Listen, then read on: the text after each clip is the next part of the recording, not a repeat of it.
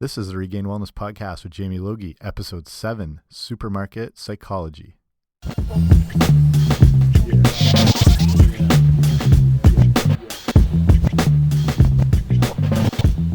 Okay, hey guys, what's happening? This is Jamie Logie. This is our 7th episode of the Regained Wellness Podcast. Thanks for joining me. I run the website regainedwellness.com. Hopefully you've had a chance to check that out at some point, where I'm providing information on basically all things nutrition, but also wellness, fitness, things of that nature. If you're new to getting well, getting healthy, getting fit, getting your diet up to speed, you can get started with my free ebook I give away just for joining the Regained Wellness community. It's the Healthy Eating Starter Kit. So it gets you up to date with and up to speed with things you want to be avoiding in your diet, things you want to be including in your diet, some easy changes you can start making. So if you go to regainedwellness.com/guide, you can sign up there. I'll send you that right off, and then also keep you in the loop with updates of things going on, information you might find relevant, and just stuff I share just with email. So today we're getting right into it. This is a very interesting topic to me, something I wasn't really ever aware of. Always had sort of an idea of there's some, backroom stuff workings going on in the design of grocery stores and supermarket layouts, but realized how much psychology and thought process and studying and experimenting with layouts went into grocery store design and how they're set up to keep you in there to spend more money. So we'll just jump right into it, because food shopping is something we all have to do. And it's, for a lot of people, it's kind of become a repetitive and regular pursuit. And you probably get so used to seeing these grocery stores that you're really not aware of what you're getting yourself into and what you're walking through and how everything is actually planned out and designed in a specific manner. And basically how the idea is to keep you in longer, and the longer you're in, the more money you're going to spend. So we'll start breaking this all down here.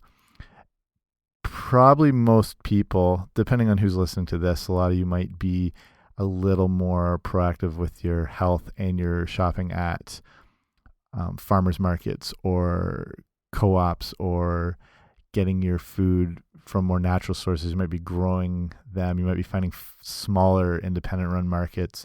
But the majority of people are still going to giant supermarkets. So I'm here in Canada, and that's places like Loblaws or Metro or Sobeys, places like that. I think that's in the States as well. If you lived in England for a while, it's places like, Tesco's, Sainsbury's, the giant, what I'm picturing, the giant supermarket with the huge parking lot, the giant monstrosity of a building. So you're aware, I think everyone's aware that these stores are pretty much set up the same way. If you think about it, if you've been in one big grocery store, they kind of all look the same, and it's the same layout, and it's the same aisle structure. And you might have been wondering why that is. So think of most of the grocery stores you've been in. The first thing that greets you when you walk in is generally things like flowers. You'll see fresh produce, fruits, vegetables, sometimes things like a bakery. Right when you walk in, generally you'll see that, the flowers, the fruits, stuff like that. This is intended to help stimulate your senses with smells and colors, and hopefully with the idea of making you shop with your stomach and not your head. And the idea with putting these things right up front is it creates a positive consumer experience, especially because of the bright colors from the flowers, the fruits, and the vegetables. And a lot of those bright colors are kind of related to calming effects, and calming effects actually can lead to overspending. So if you've ever seen one of those like color charts that businesses and brands use, and you'll see the specific colors in the brands, and they're sort of linked up to different sensations or emotions, whether it's trust or pure emotion or calmness or whatever. And I think that's with McDonald's. I think with the yellow and the red, those give feelings of calm again and things like that. So the idea is being that the calming effect will lead to overspending. And going along with that calming effect, you always probably notice that horrible Muzak, elevator-ish Muzak, which again is slower paced. It's used to keep you calmer. It's maybe makes you in less of a rush, and ultimately spending more time in the store, and then you're being exposed to more products. So, and the studies show that the longer a person is in a store, the more likely they are to purchase. And that goes for shoe stores, music stores, electronic stores, and primarily grocery stores. This is the other reason why, one of the main reasons why there are no immediately available exits in a grocery store. Once you walk in, you're in. And if you've ever gone in and realized you had to leave, it's a bit of a headache to get back out of the grocery store. That's only one way in, one way out, more than likely. This is essentially to leave, like, understandably, to leave you to need to go all the way through the store to get back out. So you have to go through at least they'll keep registers and payment lines that are closest to the door. Sometimes they're sectioned off, and you just find you can't get your way through these things sometimes. Like, try to go in and out without paying. It's not easy. So the idea is you've had to go through this entire store and be exposed to everything. Kind of the same idea with casinos. For whoever's been in a casino anywhere in the world, same kind of idea. There's kind of basically one way in, one way out. Once you get in, it's set up to keep you inside. You're not really going to see directions or a "you are here" map with that little red dot on it. There's no clocks. There's very little natural light. Like, once you're in, you're in. With the design concept, what are the three big things that most people go to get at a grocery store? So if you're thinking bread, milk, eggs, yeah, that's the top three that people need. And where are these kept? They're in the very back of the store. They're always in that back corner. Usually have milk going along its own little section on the side. You tend to have eggs together with things like cheese, butter. They're kind of spread up around that way. And then usually on the back corner of the grocery store, there'll be the last aisle will sometimes be the breads. Basically, it's in the back area. So basically, you have to trudge through the entire store to get them. And again, you're exposing yourself to thousands and thousands of products. The layout of the store is to bring you in, and the idea is to have you follow along the outside of the store. So this is where all the key items are. That includes fruit, vegetables, meats, seafood, again, like the dairy, eggs, and the bread. So if you want to get any of these products, you have to follow this ring to work your way around. And then in the process of this, you're exposed to the ends of each aisle. So now you're kind of in their little funnel system. And at the end of each aisle are things they call endcaps. And if you've either worked in these stores, Walmart does this especially well, but the big grocery stores, if you've worked, this is the main sort of little promotional spot. So this is where they offer big specials. They feature products. And the idea with these end caps is they're set up to entice you down that aisle. So the things that they'll have in the end cap will be the same type, like say it's cookies or whatever. They'll be promoting something, or they'll have sales on it, and that'll be down the aisle that'll have more cookies or whatever. So the idea is that they want to entice you down the aisle.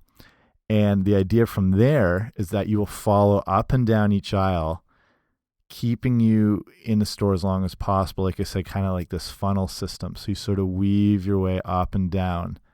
And the aisles are also set up so that the most sought after items are right in the middle. Keep an eye on this anytime you go back to a grocery store if you're shopping at these places. The preferred items, the bigger brand name items as well, sale items, as well as some of the other staple things besides, the eggs, bread, milk, stuff like that. They're going to be in the middle of the aisle. So you got to work your way down there. So when we're talking about the actual aisle, most people are probably aware of this, but if you're not, you want to look at the setup of how the aisle is, how the shelves work. The top brand manufacturers, they're paying the big bucks to have their products displayed at eye level. So when you walk in, you're not going to see Coke or Pepsi on the bottom shelf. You're not going to see them on the top shelf. They're right, bam, eye level, right in the middle. And the stores charge huge things they call slotting fees for these top positions. So this is obviously where you're going to find all these recognized brand, as the shelf position is actually super, super important. And the difference between one shelf to another equals millions and millions of dollars over the course of a year, through all the different stores, through all the marketing, the campaigns, their promotions to get in there. People are not going to look past the eye level more than often, and that's what they're banking on. On the higher shelves, you'll tend to find the more expensive specialty items, things that are a little more unique, maybe a little more exotic, ultimately a little more expensive. On the bottom shelves, those are going to be your knockoff generic store brand products, the no-name stuff, the whatever that particular supermarket's version of a certain food or whatever, they're going to be down on the bottom. Basically, the idea is if you want something other than the name brand, you're going to have to work for it by either reaching up or getting down low. And it doesn't sound like much, but I've been in that position. I'm sure you have too, where you're just like, no, I'm not going down there for that. I don't want to reach up. Just a little bit of inconvenience. The supermarkets are banking on our laziness to not go down for those other products. They're banking on us just saying, it's right there, whatever. I'll get the easiest one. So that does seem kind of ridiculous. I was saying this the other day. It's even when you're on the couch, you drop the remote. You can't reach it. I'm just going to have to stick with what's on TV. I'm not reaching for that remote. Depends what you're watching, though. Another thing, I don't know if you've noticed this, speaking of the aisles, if you've noticed that some stores will have these long mats down on the floor. They'd be kind of like, they call them runners. They're kind of a longer, they can go 3-4 feet up to 10-12 feet. This is another kind of tactic that's meant to slow you up, as the shopping carts have to carefully maneuver over them. And again, that idea, the slower you go, the more time you are to take, and the more likely you are to buy not just what you need, but over purchase. And speaking of the shopping carts and whatnot, get into that a little more in a second.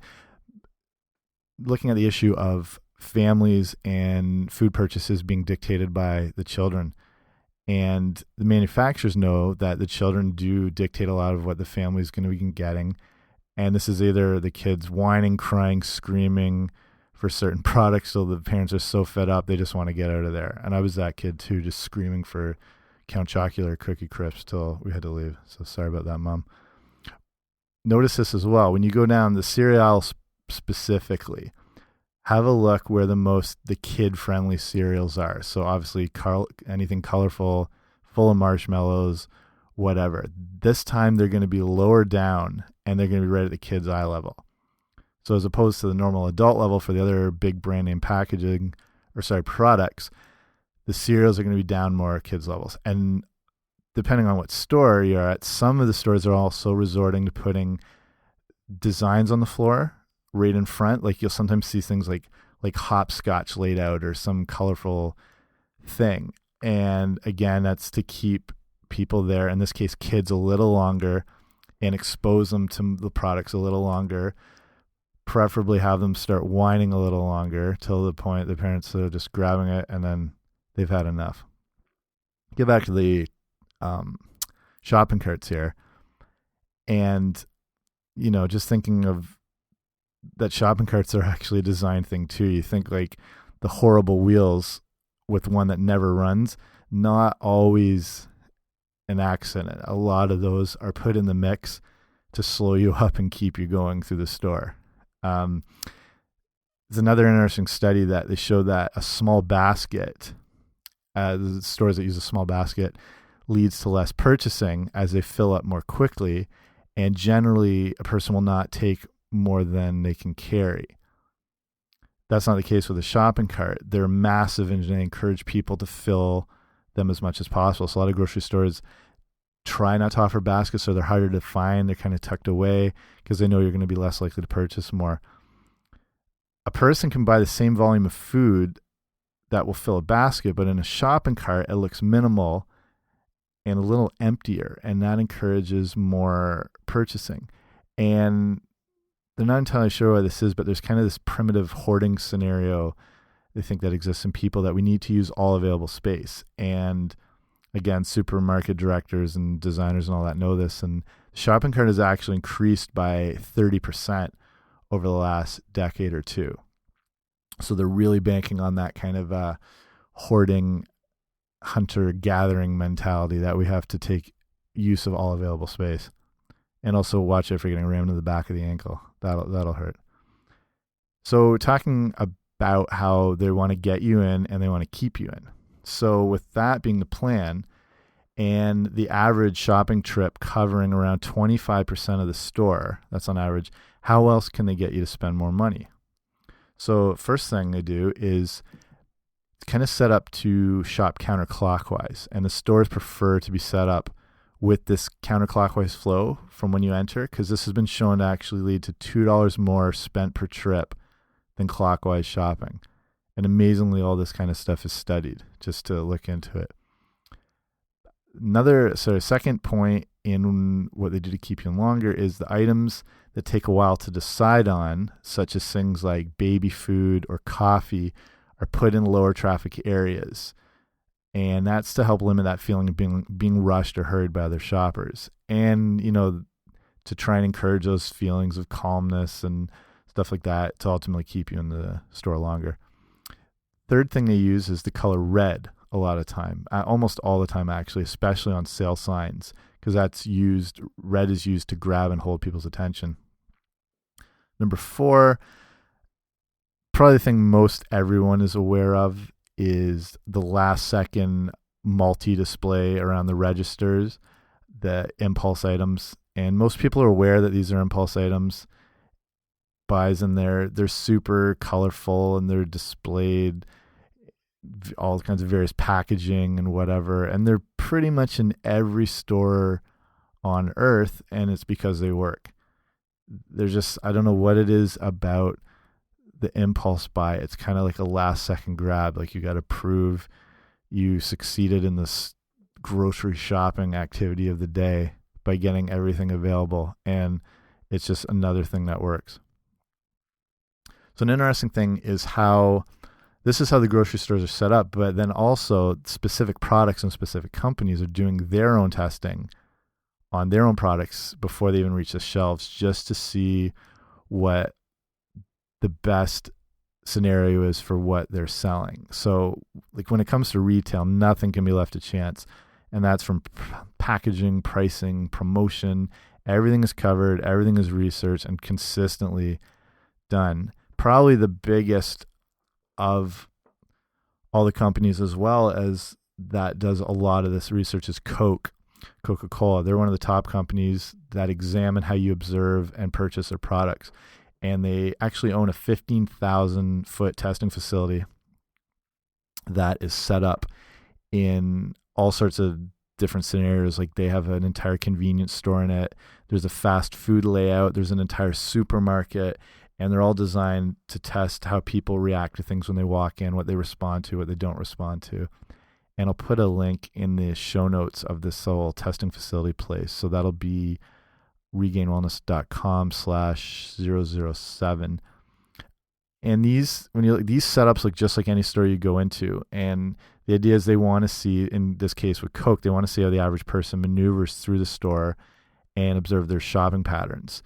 And this has led Coke to set up some features like specific lighting that's actually geared towards their products, and a vertical kind of a brand blocking arrangement that makes it easier for you to identify what you're looking for. So have a look for this next time you're in whatever store it is with specifically Coke and like Sprite, Pepsi, stuff like that. They'll have a sort of lighting kind of display almost that you might not be totally aware of, but it's just a little more focused on their product and then the way they line them up and down in that vertical blocking way. And again, kind of no coincidence, I think, that the use of red is so prominent with Coke. And they're not the only ones doing this. Every brand is doing this, but they really they really lead the way in the research and studying. Like, think when you go into a supermarket or any store, it's almost impossible to not notice that there's Coke there in some form. So with all that, how can you beat the supermarkets at their own game? What are a few ways you can do to kind of not be totally sucked into the over-purchasing system that we're encountering all the time? So here are quick 4 things that I find work. So the first one is going with a shopping list. And this is actually another study thing, that people who use shopping lists on average will spend a lot less than those who go in with no plan. Second one, and this is a big one, is don't shop hungry. And I'm sure a lot of people are guilty of this. So you'd be surprised how much your purchases are dictated by hunger. Not only when a person is hungry with, say, low blood sugar, that they tend to buy worse quality foods, that they tend to overbuy again, because there's this kind of idea like your eyes are bigger than your stomach. Things like refined carbs and snacks are kind of always seen as like quick ways to stamp out hunger. And those are things you tend to load up your cart or trolley with when you shop hungry. And remember how I mentioned about the smells of the freshly baked bread when you walk in. Think of that as a way to trigger that kind of over purchasing of those refined, cheaper items that ultimately are going to be very detrimental to your health. This is another big tip that is, first, we're talking about the outer ring of the supermarket and trying to get you into that funnel system. But in general, this is the only part that you really want to buy anything from in a grocery store, is the outer ring. I think that's where all those real whole foods are. And the outer ring will contain pretty much everything you need to really be healthy. Like I said, that's where the produce is, fruits, vegetables. You're working your way around to herbs, and you're working your way around to meats and seafood, and depending on what you eat, if you're eating eggs or certain dairy, that's like a whole other topic. But generally whole, realer foods are kept on these outside ring. The one exception, or actually the couple of exceptions, is going to be things like frozen vegetables and frozen fruits, which can actually be pretty good. And some people kind of turn their nose up at it, but these frozen vegetables and fruits are sometimes flash frozen. They preserve a lot more of their nutrients. So you can be dealing with produce that is going to be maybe a little higher in nutrients, because as soon as a vegetable or fruit is picked, it starts to lose its nutrients. And then depending on how long it has to travel and sit on shelves, you can actually get a healthier, more nutritious item in frozen food. So don't be afraid to go for that. Also, sometimes in the middle aisle will be things like nuts, and nuts are awesome. Almonds, macadamia, cashews, walnuts, stuff like that. Then the fourth thing, and that kind of relates to the whole outer ring, is if it's in a package, don't buy it. Ideal food does not come in a package. It doesn't have an ingredient list, doesn't have nutrition information. Packaged and manufactured food is going to cost more overall than the fresh produce, and obviously affect your health at the same time. So there you go. Everything you need to know about the psychology of supermarkets. I bet you didn't think there was that much involved in it, and I wasn't very aware of that either. A lot of this research comes from Notre Dame University that looks into all these topics. So basically, there are ways to shop smart and to shop healthy. Having that plan, like I said, when you go in, is really going to help make you a little more conscious and ultimately healthy person. So I want to thank you for listening today. If this is your first time, I'd really appreciate if you left a review rating on iTunes. That really helps me out and gets the show spread a little more, get more people listening. If you want to head over to the website, it's regainedwellness.com. You can see everything I've got there, articles, guides, all sorts of things. You can check me on Facebook, so that's facebook.com/regainedwellness. It'll keep me and Mark Zuckerberg happy. If you like Twitter, the handle is @regainedwellness. And even email me. I check everything that comes through if I can help with anything. The address is info@regainedwellness.com. So when we're talking all about this supermarket stuff, how you can better make use of things to ultimately get your health on track in the whole pursuit of everything. Remember, progress, not perfection. See you next time.